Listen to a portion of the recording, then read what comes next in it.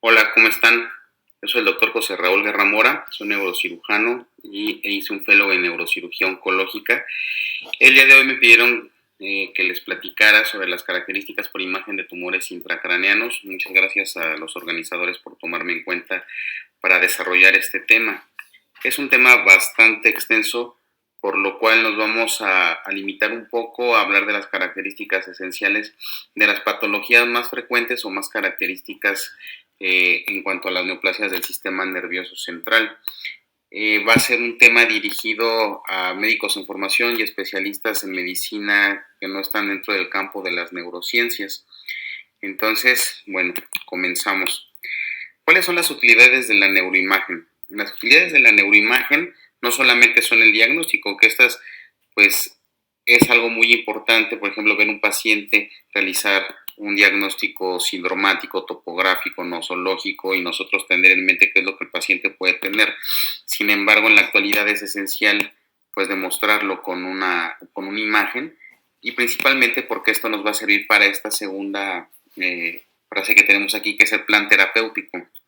El plan terapéutico es esencial para nosotros los neurocirujanos porque de ser un tumor nosotros y de ser un tumor que se tiene que resecar, nosotros planeamos una ruta de acceso para realizar el menor daño posible con la mayor resección posible, ¿no? Entonces esto es esencial y esto lo podemos hacer gracias a la neuroimagen. Les voy a presentar, conforme vaya avanzando la presentación, diferentes herramientas que nosotros usamos con estos fines. Y en tercer lugar, y muy importante también, es dar el seguimiento. Entonces, una vez que nosotros operamos a un paciente, le realizamos una resonancia magnética en las primeras 72 horas, de aquí vemos qué tanto fue lo que se resecó del tumor y de aquí realizamos un seguimiento de determinado tiempo de acuerdo a la patología que el paciente tiene para ver pues si hay un control correcto de la enfermedad, si hay una progresión, etcétera, ¿no? Cosas que también vamos a ver más adelante. Los tumores intracraneanos básicamente se pueden dividir en dos tipos, los tumores intraaxiales y los tumores extraaxiales. Esta es la primera gran división que vamos a hacer de los tumores para que nosotros los podamos distinguir en imagen. Los tumores intraaxiales son aquellos que van a crecer dentro del parénquima cerebral, van a estar dentro del parénquima cerebral. Los tumores extraaxiales van a ser los que van a estar fuera del parénquima cerebral. Esto puede ser en el espacio subdural, en el espacio subaracnoideo, en las cisternas que tenemos de líquido cefalorraquídeo, en el espacio epidural. Muchas veces no es fácil distinguirlos unos de otros y vamos a ir viendo características que nos van a permitir hacerlo, ¿no? Distinguir entre tumores intraaxiales y tumores extraaxiales.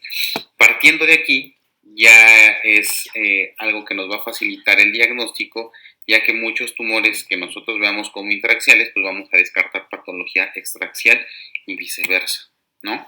Entonces, de manera más frecuente o de manera más característica o importante, los tumores intraaxiales van a ser los gliomas de alto grado, gliomas de bajo grado, tumores embrionarios y las metástasis cerebrales. Vamos a ir viendo uno a uno. Los gliomas de alto grado es una patología bastante importante dentro de las neurociencias, dentro de la neurocirugía, debido a que el glioblastoma es el tumor maligno más frecuente dentro del sistema nervioso central de origen primario.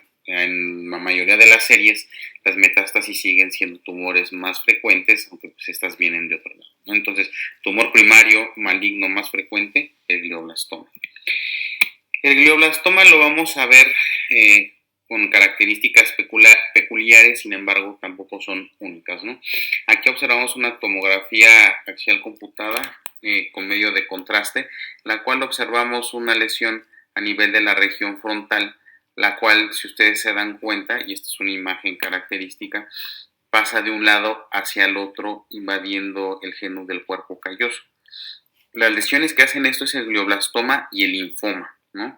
Entonces, aquí en esta ocasión con el glioblastoma vamos a ver un realce a la administración de medio de contraste de manera periférica a la lesión. Si nosotros recordamos, hay algunas lesiones que realzan en forma de anillo a la administración del medio de contraste. El glioblastoma es una de ellas, aunque esta es una imagen más típica, ¿no? No quiere decir que siempre va a ser así. Hay en ocasiones cuesta trabajo diferenciarlas de una a otra y únicamente lo hacemos con la biopsia, ¿no? Ya teniendo un tejido histopatológico. Pero esta es una característica muy importante y teniendo esas características siempre se tiene que pensar en glioblastoma. Cuando el tejido tumoral pasa de un lado a otro por el cuerpo calloso, se le da una imagen que se llama en alas de mariposa, y esto también es muy característico del glioblastoma, aunque no única, no patognomónica.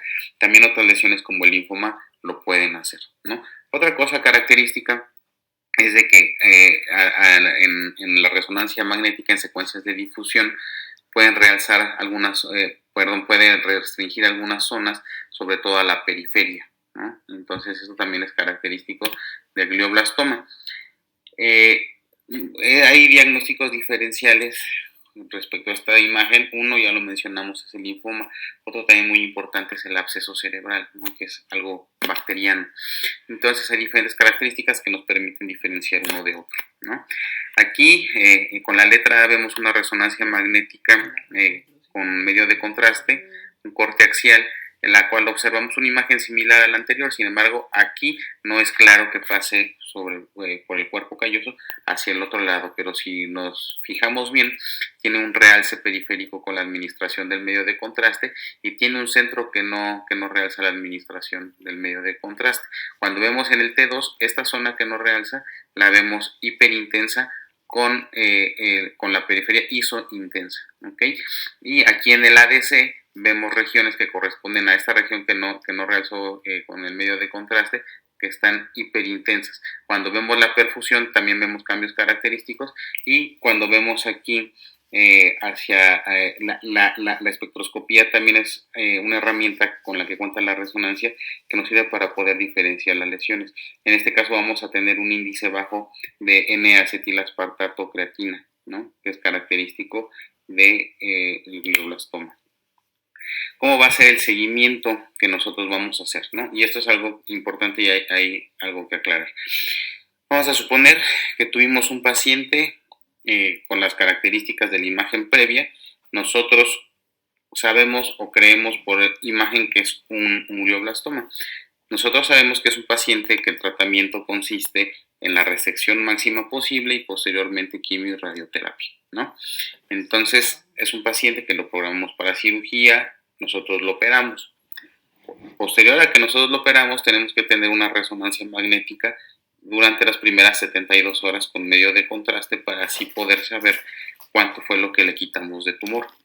Una vez que determinamos esto, que nosotros esperamos que por la zona en este paciente hipotético se le puede quitar todo el tumor, le hayamos quitado todo el tumor. Nosotros lo corroboramos con la resonancia, se le quitó todo el tumor y lo vamos a ir siguiendo en el tiempo, ¿no? Generalmente se pueden, de acuerdo a la NCCN, se piden resonancias seriadas cada 2 meses para que nosotros vayamos viendo la evolución del paciente. Recordemos que es una neoplasia maligna que prolifera de manera rápida, entonces tenemos que pedir las resonancias con tiempos cortos para poder observar cambios y poder modificar nuestra terapéutica en caso de que exista una progresión, ¿no? Con esa meta, nosotros, o más bien se crearon los criterios RANO. Los criterios RANO nos hablan de si hay una respuesta completa, si hay una respuesta parcial, si la enfermedad está estable o hay una progresión, ¿no?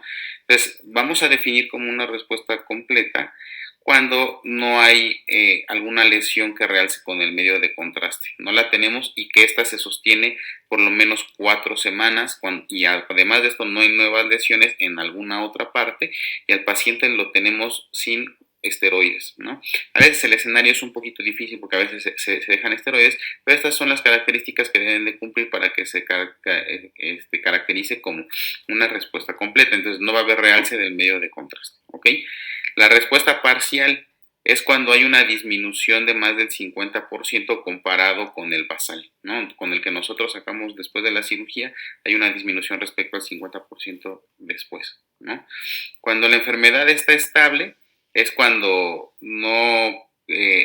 cuando no es una respuesta completa, pero tampoco es una progresión. Y la progresión se define como el crecimiento de más del 25% en los diámetros perpendiculares del tumor, ¿no? O sea, que ya es evidente que el tumor está creciendo. Esto es lo que significa. Entonces, cuando nosotros tenemos una progresión, es bien importante saber lo que tenemos que hacer. Algo más, probablemente meterlo a una segunda cirugía para hacer una resección, ¿no? Las características que más nos sirven en la resonancia, como vemos aquí en esta tabla, es el realce con contraste en una secuencia T1. Y aquí vemos todas las características que ya les platiqué en los porcentajes. Realmente no es así como que necesario aprendérsela, pero lo que sí tienen que saber es que esto existe. Y en caso de tener un paciente con esto, pues buscar los criterios RANO y de aquí saber si el paciente está estable, si tiene una respuesta completa, si tiene una respuesta parcial o si tiene progresión, ¿no? Que es lo que todos los pacientes con glioblastoma en algún momento van a progresar y tenemos que hacer algo para poder aumentar su supervivencia. No todo es tan sencillo y muchas veces las cosas no son lo que parecen. Entonces tenemos diferentes circunstancias que nos pueden confundir hacia una progresión sin ser progresión. Esto lo vemos aquí. Hay una entidad que se llama necrosis por radiación y esto se puede dar posterior a los 6 meses que el paciente se le realizó radioterapia, ¿no? Vemos aquí en la letra A una lesión periventricular temporoparietal. Esta misma lesión aquí realza con el medio de contraste. La vemos en el T2 y tiene características de un edema vasogénico también. Sin embargo, cuando hacemos la contralateral, vemos que las características son diferentes y en la perfusión se porta con valores bajos. Esto podríamos pensar que es una progresión, sin embargo no lo es una necrosis por radiación. Entonces no todo lo que capta medio de contraste es una progresión. En este caso, necrosis por radiación. Aquí ahora vemos otra característica que se llama pseudoprogresión. Esto puede pasar cuando se da quimio y radioterapia y al paciente se le da seguimiento y se observan estas características. Aquí antes de que el paciente se le hiciera el tratamiento, en la letra A, vemos la administración con medio de la resonancia secuencia T1 con administración del medio de contraste y vemos la perfusión, ¿no? Y así las vamos a ir viendo. 70 días después pues, se observa que el paciente tiene una respuesta favorable, pero lo vemos a los siguientes 70 días, pues esto realza de manera importante. Nosotros podríamos pensar que esto es una progresión, sin embargo, lo vemos aquí en la perfusión y no lo vemos con valores de perfusión que representen que está creciendo el tumor. Nos esperamos hacia el otro control 70 días después y ven, y aquí la lesión ya está de menor volumen y las áreas que captan también así lo son y en la perfusión no tenemos un cambio. Entonces hay que tener cuidado porque estas características nos pueden hacer tratar a un paciente que no tenemos que tratar. Entonces tenemos que ser cautos y tomar esto en consideración. La necrosis por radiación y la pseudoprogresión, en ocasiones también la tomografía por emisión de positrones nos sirven para poder diferenciar entre estas entidades. Y hay otra característica también bastante curiosa e importante de conocer, que es la pseudorespuesta. Como ustedes saben, estos pacientes, conforme va progresando su enfermedad, se llega a dar tratamiento con bevacizumab. El bevacizumab es un inhibidor de factor de crecimiento endotelial vascular y esto a su vez hace que sea más permeable la barrera hematoencefálica y que disminuya la angiogénesis. Entonces, nosotros podemos ver imágenes en las cuales podemos creer que hay una excelente respuesta porque no se capta el medio de contraste. Sin embargo, esto no es así y nosotros observamos aquí en la letra, en la fila de arriba podemos observar el FLAIR, en la del medio podemos observar el T1 con gadolinio y en la de abajo podemos observar a la difusión, ¿no? Entonces, si nosotros nos fijamos primero si capta medio de contraste o no, podríamos pensar que esta pues, no capta medio de contraste o mínimo, ¿no? Aquí se ve el problema posterior a cirugía. Aquí ya no se ve nada, aquí no se ve nada, aquí no se ve nada y aquí de hecho se ve que capta hacia otras zonas, ¿no? Si nosotros nos fijamos en el FLAIR nos va a hablar de edema, entonces aquí vemos un edema importante, aquí ya no vemos tanto edema, aquí no vemos edema, aquí en el D vemos edema en diferentes sitios Sin embargo, si nosotros esto lo contrastamos con la administración de medio de contraste, aquí parece que no realza la administración de medio de contraste, pero es importante aquí tomar en cuenta el FLAIR en los pacientes que son tratados con bevacizumab.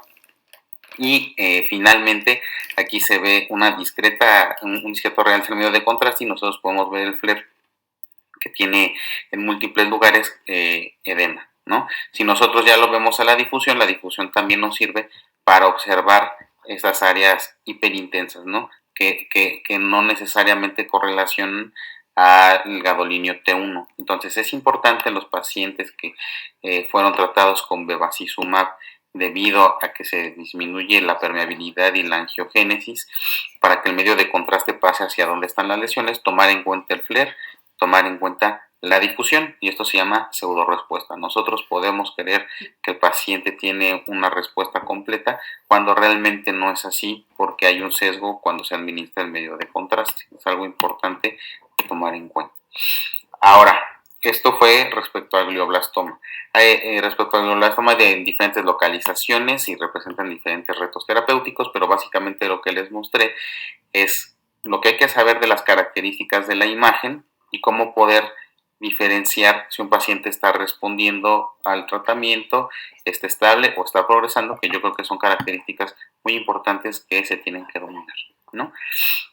Ahora vamos con los gliomas de bajo grado. Los gliomas de bajo grado son los astrocitomas que, de acuerdo a la OMS, están en grado 1 o grado 2, que no tienen características malignas, se consideran tumores benignos, ¿no? Y esto es por la supervivencia que tienen, a diferencia del glioblastoma, que los pacientes, esto va cambiando en el tiempo y de acuerdo a las series. La mayoría de las series de glioblastoma tienen una supervivencia de 1 año, 2 meses, hasta 2 años, de acuerdo a las series, ¿no? Y los astrocitomas, esto va a cambiar, ya es una supervivencia mucho más larga, ¿no? Y es importante distinguirlos de un glioma maligno, pero a su vez ver las características que ellos tienen, ¿no? Entonces, una característica esencial en la imagen de los gliomas de bajo grado es de que no nos va a servir la secuencia T1 contrastada como lo hacían en los gliomas de alto grado. Realmente es un porcentaje bajo los gliomas de bajo grado que van a captar el medio de contraste, ¿no? Entonces nosotros nos vamos a apoyar de secuencias como el FLAIR, el T2, ¿ok? Entonces, aquí lo que observamos, y también del T1, ¿no? Aquí observamos el T1 FLAIR, en el cual observamos esta lesión hiperintensa que está a nivel del giro frontal superior del lado izquierdo, ¿no? Vemos que es más regular, es una lesión regular que toma completamente el giro. En la perfusión no tenemos cambios importantes, y cuando observamos aquí a la administración del medio de contraste vemos que no capta, ¿no? A la espectroscopía tenemos un pico importante de colina, que también es característico de este tipo de tumores. Entonces, es bien importante ver estas características, realizar el diagnóstico y saber que estos gliomas de bajo grado se van a encontrar en diferentes sitios, ¿no? Los gliomas de grado 2 se van a encontrar tanto frontales, tanto en la región opérculo insular, también pueden extenderse hacia el tálamo, y también tenemos el astrocitoma pilocítico, que este es un glioma de grado 1. La característica de este astrocitoma pilocítico va a ser que vamos a tener un nódulo mural que frecuentemente va a realzar a la administración de medio de contraste, pero va a predominar una región quística, como está aquí. Esta es la característica típica, ¿no? Esto es en más del 80% de los astrocitomas pilocíticos, y si nosotros recordamos, el astrocitoma pilocítico es el tumor más frecuente en la edad intracraneal en la edad pediátrica. No todos van a ser así, ¿no? Esta es la imagen característica del nódulo mural con el quiste. En ocasiones también puede haber únicamente una forma sólida y en ocasiones también una única forma quística, pero esto es el 80% de los casos. Entonces, un niño con un síndrome cerebeloso, le hacen la resonancia y ven esta imagen, un astrocitoma pilocítico. Dentro de los gliomas de bajo grado también tenemos al oligodendroglioma. Los oligodendrogliomas dentro de la clínica son característicos porque son de los tumores que se presentan de una manera más frecuentemente con convulsiones, ¿no? Entonces esto se atribuye a las zonas en las que sale, y además de que también tiene un contenido de cristales de calcio alto. El calcio se puede ver en la imagen, ¿no? De igual manera, aquí lo que a nosotros nos sirve es el FLAIR y el T1 y el T2. El contraste, como observamos aquí, no nos sirve, no realza, ¿no? Como si fuera, como en el caso de un tumor maligno. Aquí no tenemos realce, pero vemos el FLAIR y delimitamos perfectamente la lesión y el edema circundante que ésta tiene, ¿no? También en la espectroscopía vamos a ver un pico de colina importante. También tenemos un astrocitoma fibrilar. Este es un glioma grado 2. Este es un caso, la mayoría de los que le presento son casos propios o que me ha tocado también intervenir. Este es un caso curioso porque no es una presentación muy típica en la imagen. Si nosotros podemos ver, aquí parece que el tumor está pediculado y se extiende hacia el espacio subaracnoideo, y esto lo podemos ver más aquí en este corte sagital. Observamos cómo agarra porciones de los surcos, ¿no? Y este es un astrocitoma fibrilar pediculado. De hecho, este lo reportamos porque no es una característica, pues, y realza la administración de medios de contraste, ¿no? Entonces, no es una presentación tan típica, ¿no? Y bueno, así como tenemos los criterios RANO para los glioblastomas, también tenemos los criterios RANO para los gliomas de bajo grado. Como ya les comenté, la administración de medio de contraste no va a ser útil porque no van a realzar a esto. Sin embargo, como les comenté, en el T2 y en el FLAIR es donde nosotros vamos a ver las características del tumor, ¿no? Entonces, con base en esto, nosotros vamos a poder determinar el tipo de respuesta del tumor, ¿no? Una respuesta completa, el tumor desaparece, ¿no? Una respuesta parcial, desapareció más del 50% del tumor. Una respuesta, digamos, leve, del 25 al 50% del tumor desapareció. Y una respuesta una enfermedad estable, se va a ver entre el 25% de disminución al 25% de aumento. Aquí vamos a considerar que el paciente está estable y no hay que darle tratamiento, pero cuando esto ya aumentó del basal más del 25%, las características que les comenté en el T2 o en el FLAIR, aquí ya es un paciente que vamos a tener que tratar, ¿ok? A su vez también las metástasis, ¿no? Las metástasis son los tumores malignos intracraneanos más frecuentes, y esto en la mayoría de las series, ¿no? No todas las series tienen por qué ser igual. Entonces aquí el diagnóstico, que tampoco les mencioné al inicio, les dije que de los glioblastomas, de los diagnósticos diferenciales más frecuentes son los linfomas, los abscesos, pero también las metástasis, y aquí podemos observar, ¿no? Esta es una resonancia magnética secuencia T1, corte axial con administración de gadolinio, en la cual podemos ver a nivel subcortical frontal del lado derecho esta lesión que realza a la administración de medio de contraste de manera periférica con un centro hipointenso, ¿no? Entonces, vemos aquí en el T2 y en el FLAIR el importante edema vasogénico que se genera alrededor de ella, que no es proporcional para su tamaño, ¿no? Lo vemos aquí, ¿ok? Entonces, esta es una imagen característica de una metástasis, en este caso es de cáncer de mama. Entonces, recordar que también es de las lesiones diferenciales que nosotros vamos a tener en realce en anillo, ¿no? Similar al glioblastoma. Sin embargo, va a ser más difícil que nosotros, o menos frecuente, que tengamos estas lesiones a niveles más profundos, ¿no? Más profundos como los núcleos de la base o hacia el tallo cerebral. Sí existen, pero son raras. Aquí y lo que les enseñé fue una imagen típica de una metástasis de un CA de mama. Esta también es una metástasis. Y si se fijan, no se comporta igual. No todo tiene que ser forzosamente similar, ¿no? Esta es una paciente de 59 años de edad que ya previamente tenía el diagnóstico de un melanoma. Llegó con un síndrome piramidal y se le realizó disminución del estado de alerta y se le realizó una resonancia, ¿no? Entonces, lo que observamos aquí en primer lugar es que la administración del medio de contraste no realza, ¿no? Aquí este es un tensor de difusión en la cual se ve hipointenso y en el T2 se ve hipointenso. Eso nos quiere decir que esta lesión es sangre, ¿no? Y es compatible con el melanoma. Si recordamos, hay algunas metástasis que pueden sangrar y dentro de estas metástasis está el melanoma, ¿no? Entonces, posteriormente les voy a enseñar una fotografía de la cirugía para que vean el contenido de esta lesión. Pero aquí lo que hay que hacer énfasis es de que no necesariamente todas las lesiones metastásicas van a realzar a la administración de medio de contraste, ¿no? En este caso era una lesión en su mayoría necrótica, por lo cual no realzaba, ¿no? Y hemorrágica. También hay criterio rano para metástasis. Nosotros tenemos que determinar si el paciente tiene una respuesta completa, respuesta parcial, enfermedad estable o si tiene una progresión. Y aquí lo pueden ver, ¿no?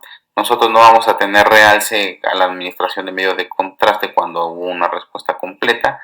Cuando hay una respuesta parcial, vamos a tener una disminución mayor del 30%, una enfermedad estable entre el 30% y que no haya un aumento del 20% y una progresión cuando ya hay más del 20%, ¿no? No es necesario aprendérselo, pero aquí se los dejo para que ustedes puedan tenerlo como referencia y sepan que existen estos criterios. En muchos centros no se lleva el control de esta manera de los pacientes, ¿no? Y el tratamiento se deja de manera subjetiva. ¿Sabes qué? Le quité el tumor, ahorita ya realza un poquito, ¿cómo ves si lo metemos a operar, ¿no? Las cosas no son así, y más en este caso de las metástasis porque el tratamiento es multidisciplinario. A algunos se les dio radiocirugía, a algunos se les dio radioterapia holocraneana, a algunos se les da quimioterapia, a algunos se les da inmunoterapia. Entonces, las cosas empiezan a ser un poquito más complejas y las decisiones que se tienen que tomar sobre los pacientes tienen que ser basadas en más variables, ¿no? Entonces, hay que tomar esto en cuenta para el manejo de nuestros pacientes. Otra lesión, el ependimoma. El ependimoma es un tumor que en su mayoría se origina en la fosa posterior. Hay dos lesiones características que involucran el cuarto ventrículo. Hay más, pero características que involucran el cuarto ventrículo. Una es el ependimoma y otra es el meduloblastoma. Clásicamente se dice que el ependimoma surge del piso del cuarto ventrículo y el meduloblastoma del techo del cuarto ventrículo. Entonces eso es lo que observamos aquí. Se llena de manera completa el cuarto ventrículo y el ependimoma, a diferencia del meduloblastoma, la mayoría de las veces o de manera más característica puede tener quistes y no realza la administración del medio de contraste como lo estamos viendo aquí, ¿no? En su mayoría. El ependimoma hay de diferentes grados histopatológicos. Hay desde grado 1 hasta el grado 3, anaplásico, ¿no? Entonces puede mostrar diferentes características. Aquí en la perfusión no vamos a ver cambios importantes. En el FLAIR vemos hiperintensidad, ¿no? El meduloblastoma, aquí lo observamos en una tomografía, ocupando totalmente el cuarto ventrículo, muy probablemente generando hidrocefalia. Vemos en el T2, vemos en el FLAIR y vemos aquí que sí realza la administración de medio de contraste, ¿no? Vemos aquí que se ocupa de manera completa el cuarto ventrículo. Esta es una imagen característica del meduloblastoma. Ahora pasamos a los tumores extraaxiales.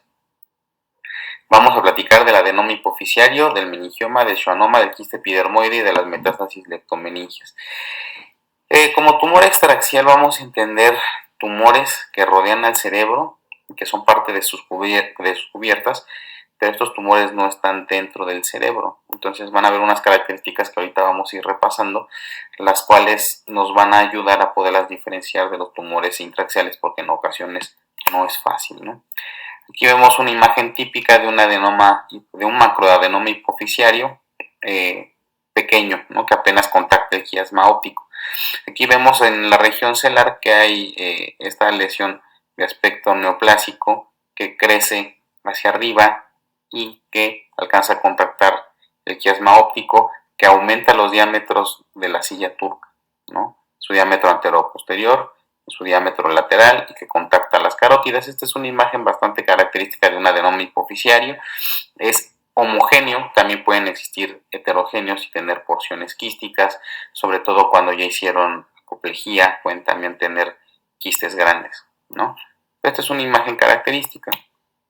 El adenoma hipoficiario lo podemos clasificar de acuerdo a la clasificación de Wilson-Hardy en diferentes grados de acuerdo a la extensión que tiene, ¿no?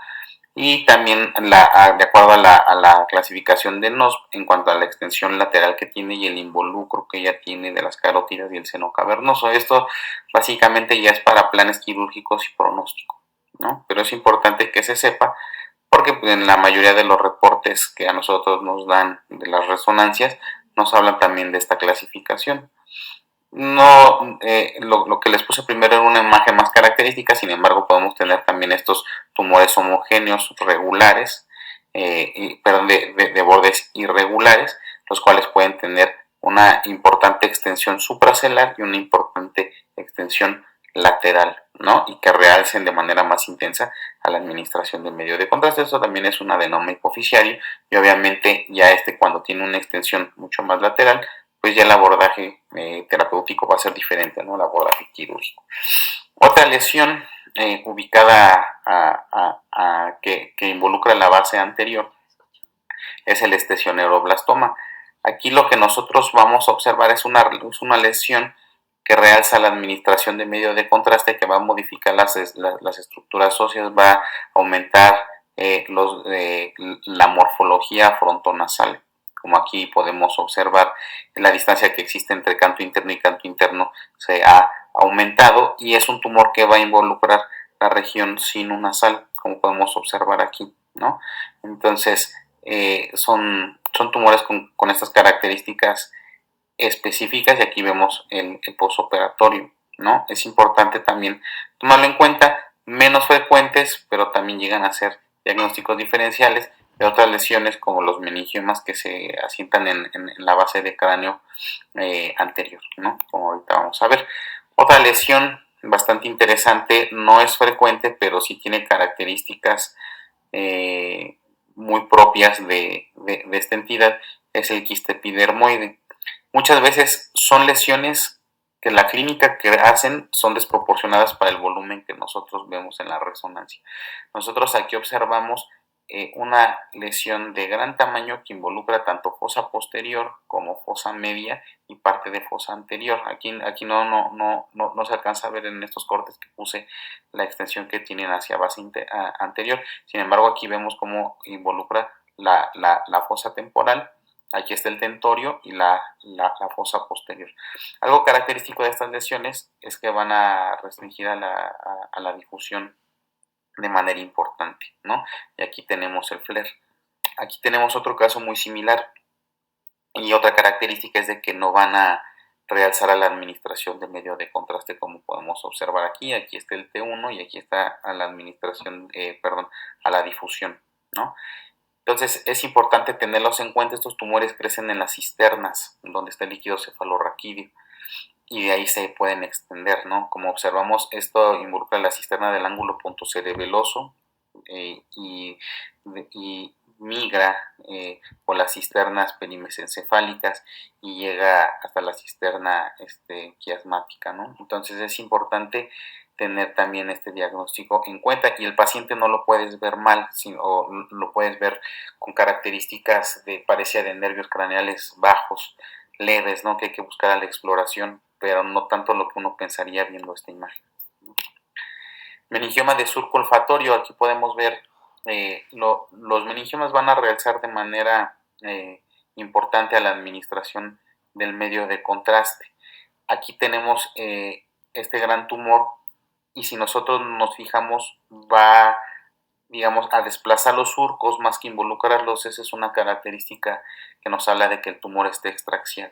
Aquí si nosotros nos ponemos a buscar los surcos y los giros, lo podemos hacer, aunque ya el volumen es bastante disminuido por la compresión que origina este tumor. Aquí vemos en este corte axial T2 que alrededor del tumor tenemos una interfase que está hiperintensa, si la podemos ver aquí. Eso nos habla de que es extraxial, de que no está dentro del cerebro y que todavía guarda esta hiperintensidad que está aquí, que es el líquido cefalorraquídeo, y el edema que genera alrededor, ¿no? El edema que generan los meningiomas del surco olfatorio frecuentemente es conocido como melena de león, ¿no? Es la imagen que da con la cabeza de un león y su melena.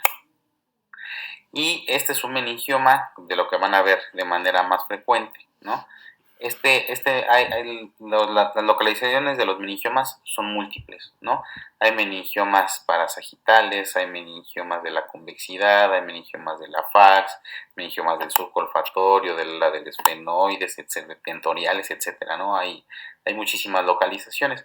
Sin embargo, esta imagen la veo bastante representativa y para que se entienda cómo se ven los meningiomas, ¿no? Entonces aquí vemos un T2, vemos una imagen prácticamente homogénea, aquí algunas zonas hipointensas, pero está rodeada de líquidos cefalorraquídeos y vemos aquí tiene toda esta interfase, ¿no? De líquido cefalorraquídeo, vemos aquí cómo los giros están desplazados, cómo se mantienen los surcos. Esto es muy característico de una lesión extraaxial. Cuando se administra medio de contraste hay un realce, pero pinta esto también, que es hacia la dura madre, que esto es una cola dural. Entonces, esto es muy característico de los meningiomas, ¿ok? Entonces, y cuando lo vemos aquí en sagital, en el T2, vemos las mismas características que ya les comenté, en su mayoría homogéneo, pero va a tener unas regiones en las cuales va a estar hipointensas. Y aquí rodeado de una interfase de líquido cefalorraquídeo, una interfase hiperintensa. Esto es un meningioma característico y esto es un tumor extraaxial característico. También tenemos los schwannomas. Los schwannomas también van a ser lesiones extraaxiales que se originan en los nervios, en este caso los nervios craneanos, ¿no? Y en este caso en el nervio vestibular. Entonces, la imagen característica va a ser esta en cono de lado. Si nosotros tenemos algo de imaginación, pensamos que este es un cono y este es una bolita de un helado, ¿no? Entonces, estos tumores se extienden hacia el tallo cerebral y generan compresión del mismo, ¿no? De desplazamiento del tallo hacia medial, y podemos ver cómo el cuarto ventrículo ya está deformado y en ocasiones está obliterado, resultando hidrocefalia, ¿no?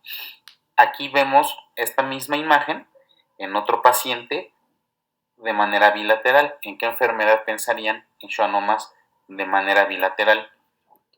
En la neurofibromatosis. ¿Cuál? Tipo 1, tipo 2, tipo 2, ¿no? Es de las pocas características o de las pocas cosas que nosotros podemos hablar todavía como patognomónico, que tengamos dos schwannomas vestibulares de manera concomitante en el mismo paciente, ¿no? De hecho, forman parte de los criterios diagnósticos para neurofibromatosis tipo 2, ¿no?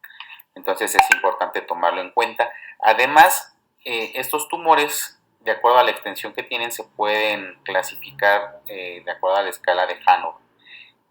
Entonces, aquí tenemos desde un T1 hasta un T4B, de acuerdo a su extensión, desde que son intrameatales, que se generan aquí en el conducto auditivo interno, por eso adoptan esta forma, ¿no? Y hasta que salen y ya desplazan y comprimen el cuarto ventrículo, que ya es un T4B. No es importante aprenderlo, es importante saber que existe. Y que cuando tengan un caso de estos, a clasificación de Hanover, y ya lo podemos clasificar de una manera más adecuada, ¿no?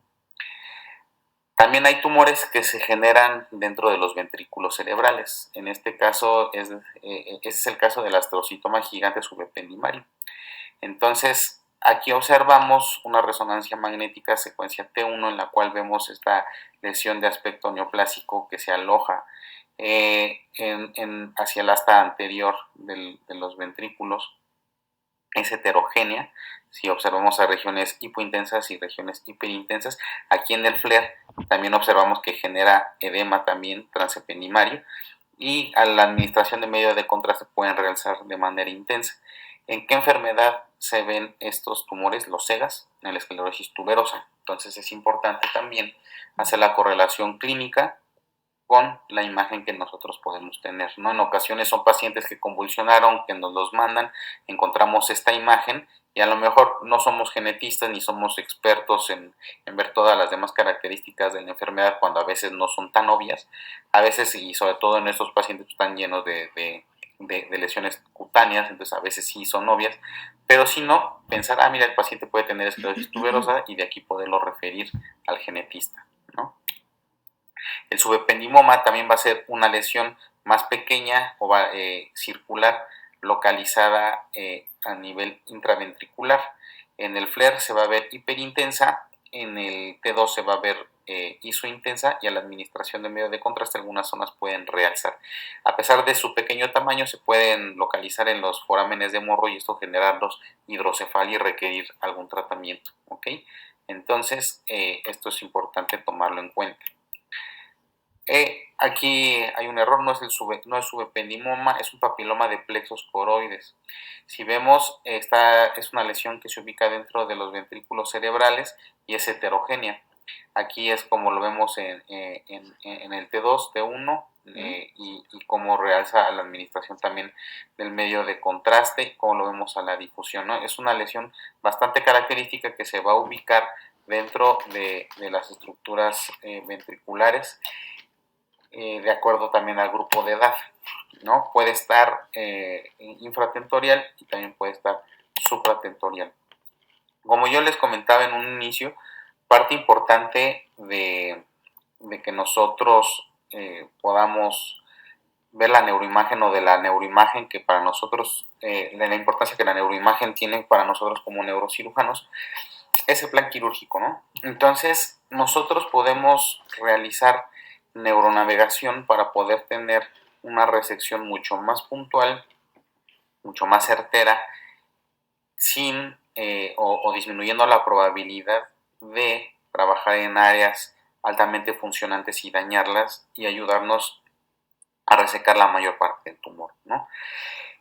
En la neuronavegación nosotros podemos utilizar tomografía, podemos utilizar la tomografía con resonancia y también con PET, ¿no? Entonces, por ejemplo, aquí este es un caso, si recuerdan el melanoma que les puse, este es el caso de esta paciente. Entonces nosotros realizamos primero una planeación quirúrgica, realizamos una tractografía, como podemos observar aquí, y realizamos la caracterización del tumor, ¿no? Todo esto nosotros lo podemos hacer manualmente, gracias a que nosotros tenemos una tomografía de cortes finos, gracias a que nosotros tenemos una resonancia magnética con tensor de difusión también para poder realizar la tractografía, ¿no? Entonces, cuando nosotros vemos esta lesión, nosotros decidimos por dónde vamos a accesar al tumor para dañar en menor medida de lo posible las fibras blancas del cerebro, ¿no? Como nosotros podemos observar aquí, y de ahí nosotros planear entry points, planear targets y poder hacer cirugías de mínima invasión en el cerebro,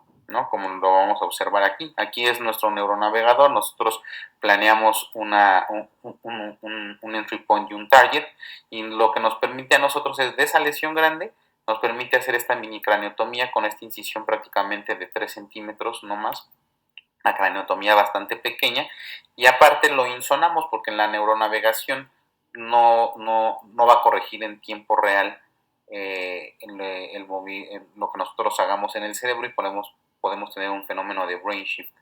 Entonces, con la insonación nosotros disminuimos todavía más ese margen de error, y esto es lo que nosotros vemos, ¿no? Cuando nosotros insonamos, el melanoma que les mostré, que tenía características hemorrágicas, va a tener estas características cuando nosotros le hacemos la insonación, ¿no? Entonces aquí tenemos la neuronavegación, tenemos la insonación, y esto nos permite poder tener un acceso con un puerto, y con este puerto poder aquí observar esta interfase entre la sustancia blanca normal y este melanoma. Este era el melanoma que les había mostrado, ¿no? Entonces no hay duda que estamos en la lesión, la resecamos de manera completa y nos permite hacer esta cirugía en un periodo de tiempo bastante corto, muy poco invasiva, con mejoría del paciente en lugar de que nosotros tengamos un déficit neurológico. Esta lesión estaba en un lugar que se llama Central Core, que es un lugar pues de un acceso difícil por las áreas periféricas que lo involucran, y podríamos dejar secuelas importantes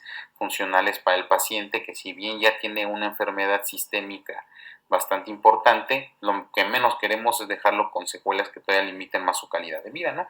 Y aquí, por ejemplo, en este caso a la paciente se le ayudó a tener mejor calidad de vida. Finalmente, unos meses después falleció porque ya la enfermedad sistémica ya estaba bastante avanzada, ¿no? Pero pudimos dar un tratamiento paliativo para que tuviera una mejor calidad de vida, ¿ok?